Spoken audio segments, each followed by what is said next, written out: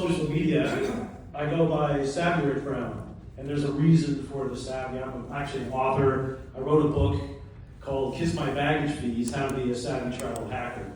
And I used to travel for years in first class, business class, and fly around the world.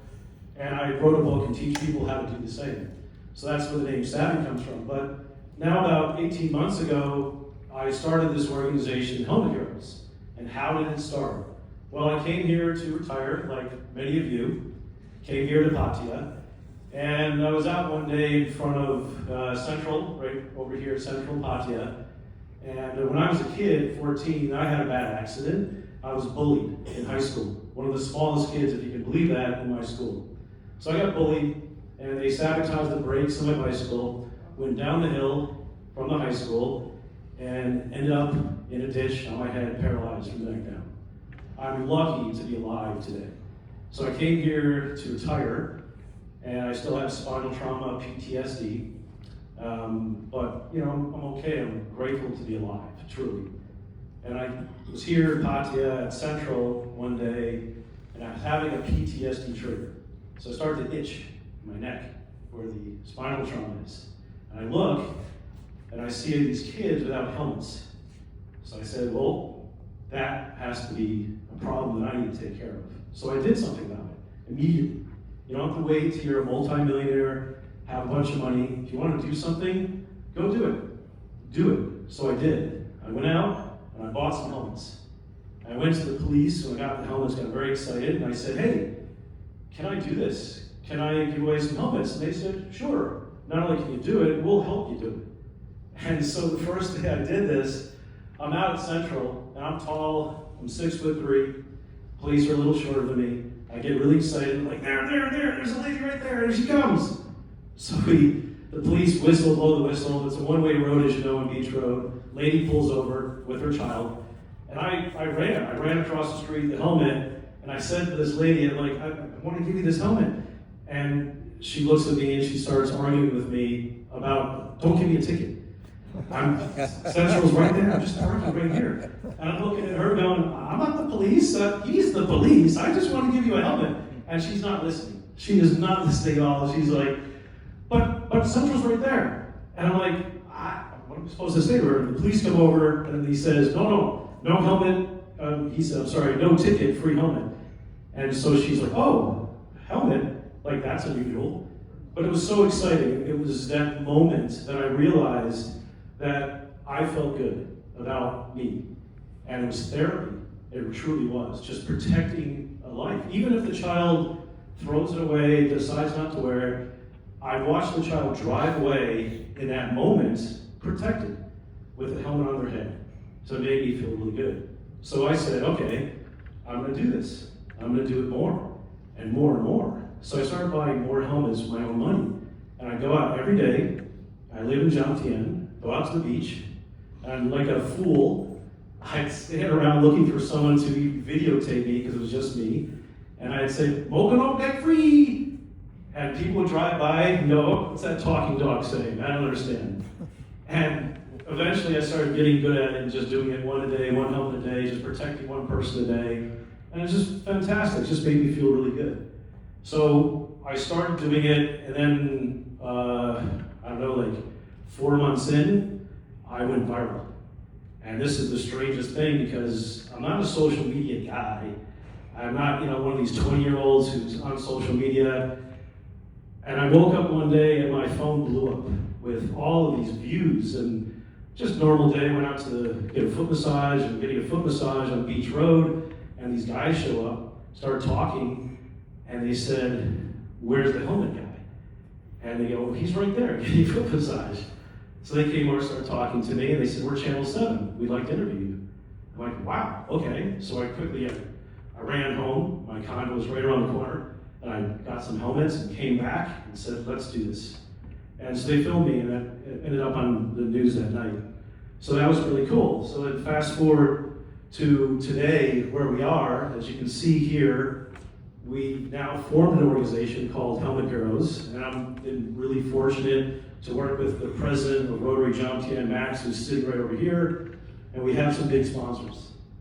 We have Ducati, Harley Davidson, Triumph, Be Quick, Rotary, the Patia Police, Bangkok Hospital, R1. How do we switch this? There we go.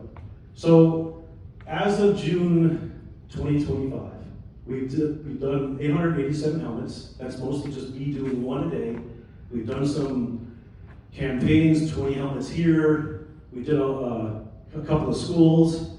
We did an event with the police.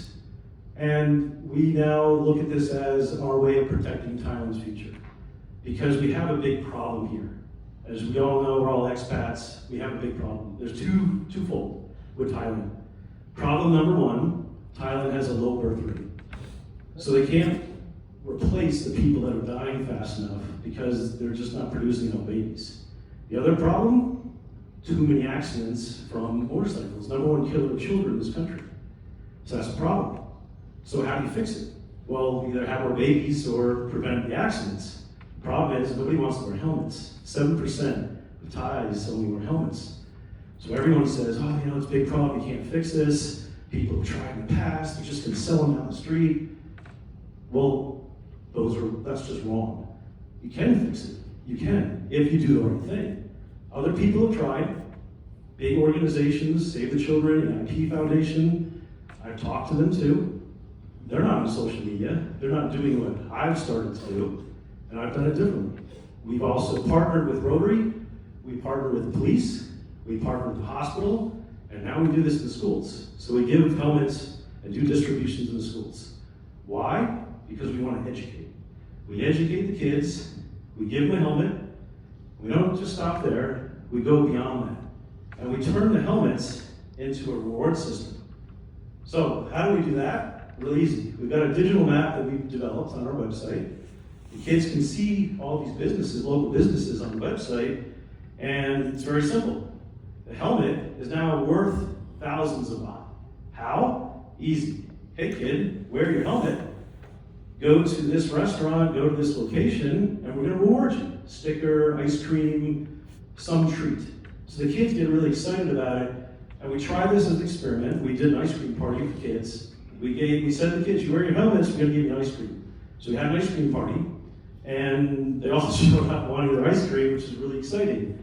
So we said, all right, let's continue this. So now we're getting into the schools. The schools are allowing us to put up posters inside the schools to advertise what we're doing to the parents.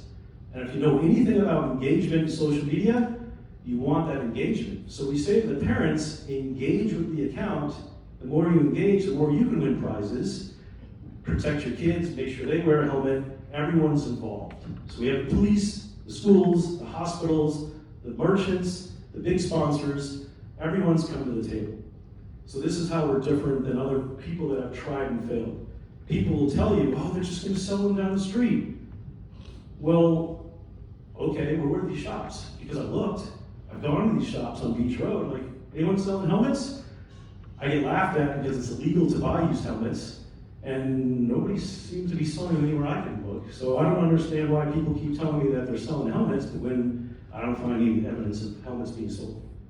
So that's what we do. It's very simple. We get donations from big sponsors, local, just anybody who wants to make a donation. The minimum is one.